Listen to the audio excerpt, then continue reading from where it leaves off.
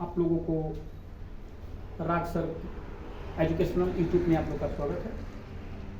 देखिए आज हम आप लोग के बीच में आए हुए हैं यूपी बोर्ड की तैयारी को लेकर के, ठीक है ना।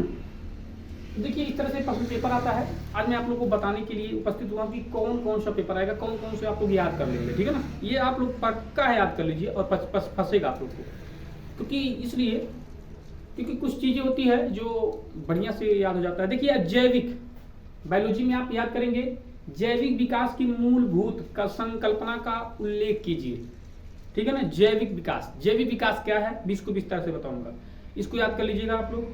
उसके बाद प्रश्न दूसरे नंबर में बायोलॉजी की बात कर रहा हूं, मानव पाचन तंत्र का नामांकित चित्र बनाना आता है, ठीक है ना। ये पेट जो होता है इसकी नामांकित चित्र बनाना है, ये याद कर लीजिएगा आप लोग। इसमें 2 क्वेश्चंस हो गए। उसके बाद तीसरा आएगा आप लोग का परिवार नियोजन की अस्थायी विधियां कौन सी होती हैं, किन्हीं 2 का संक्षिप्त वर्णन कीजिए। इसमें परिवार नियोजन क्या होती है इसको भी बताऊंगा। वीडियो लास्ट तक देखिएगा और अगर हमारे चैनल पे नए हैं तो सब्सक्राइब करिए, लाइक करिए और अपने हित को और मित्र को पास जरूर भेजिए इसको। आगे देखिए क्या कह रहा है, पौधों में जल का परिवहन किसके द्वारा होता है, इसकी सचित वर्णन को समझाइए, इसको भी पढ़ लीजिएगा। 4 नंबर क्वेश्चन है। उसके बाद हृदय क्या है संक्षेप में स्पष्ट कीजिए और पंप के रूप में कार्य करता है कौन है, इसको भी अभी बताऊंगा। आगे फिर कह रहा है समजात तथा समरूप अंगों का उदाहरण देकर समझाइए। समजात और समरूप क्या होता है इसको भी आप समझेंगे, इसको भी याद कर लीजिएगा। उसके बाद आता है मेडल के प्रयोग के आधार पर प्रभावी तथा अप्रभावी लक्षणों का उल्लेख कीजिए, ठीक है ना। उसके बाद फिर आएगा एक क्वेश्चन और याद कर लीजिएगा, भोजन के पाचन में लार की क्या भूमिका होती है। बहुत इंपॉर्टेंट क्वेश्चन, इसको बहुत याद कर लीजिएगा। कह रहा पौधों में वातारंधों की उपयोगिता क्या है, इसको भी बताऊंगा। उसके बाद देखिए अब आ गया आपका बायोलॉजी खत्म हो गया, अब आ गया आपका फिजिक्स से नहीं रासायनिक विज्ञान संतृप्त तथा असंतृप्त हाइड्रोकार्बन में अंतर बताइए। संतृप्त असंतृप्त ध्यान रखिएगा, इसको याद कर लीजिएगा, बहुत फंसता है। दूसरा नंबर है खनिज तथा अयस्क में अंतर समझाइए। खनिज में अयस्क में अंतर यानी खनिज तथा अयस्क में क्या अंतर होता है, खनिज क्या होता है, ये क्या होता है, अंतर में दोनों में अंतर बताना। अयस्क क्या है अभी बताऊंगा दोनों को। उसके बाद निम्नलिखित पर टिप्पणी करना है। कार्बनिक यौगिकों प्रतिस्थापन अभिक्रिया क्या है, कार्बनिक यौगिकों में संयोजी आबंध क्या होता है, और कार्बनिक यौगिकों में IUPAC का नाम यानी पद्धति को समझाइए, ठीक है ना। इसको में से तीनों को याद कर लीजिएगा, 2-2 नंबर का है, 3-3 नंबर का है, इस पे आपको मिल जाएगा नंबर बढ़िया। एथनाइक अम्ल के बनने की एक विधि का 3 रासायनिक गुणधर्मों तथा रासायनिक समीकरणों को लिखना है। एथेनाइक क्या नाम है, एथेनाइक, ठीक है ना। अब इसको बनाने के लिए अभी इसको भी बताऊंगा। आगे देख लीजिए बेकिंग सोडा क्या होता है, बनाने की विधि, बेकिंग सोडा कैसे बनती है इसकी विधि में वर्णन कर रहे हैं, इसको आप पढ़ लीजिएगा।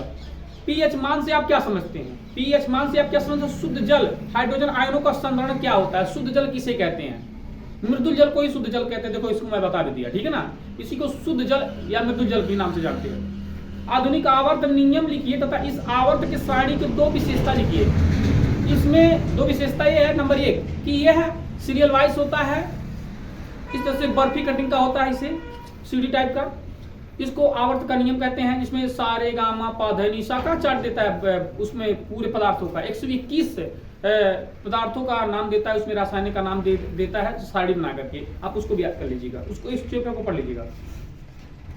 आगे इसके में आप आता है आपको भौतिक विज्ञान में कह रहा है, यहां पर देख लीजिए चुंबकीय क्षेत्र में किसी धारा प्रवाही चालक पर बल किन कारकों पर निर्भर करता है। कह रहा है चुंबकीय क्षेत्र में किसी धारा चालक पर किन बल की कारकों पर निर्भर करता है। विद्युत जो चलती है वो किस पर निर्भर करता है, तो आपको कहेंगे दूरी पर प्लस तार पर, ठीक है ना। यहाँ पर देखिए बल की दिशा का नियम स्पष्ट कीजिए। बल का दिशा का होता है, बल हमेशा नीचे की तरफ कार्य करता है, बल हमेशा क्या करता है, नीचे की तरफ काम करता है, या वस्तु को एक प्रस्थापित करने पर मजबूर करता है। ध्यान रखिएगा, प्रतिस्थापित मतलब कि एक स्थान से दूसरे स्थान पर जाने के लिए मजबूर करता है कौन, बल। आगे देख लीजिएगा फिर आएगा आप लोग का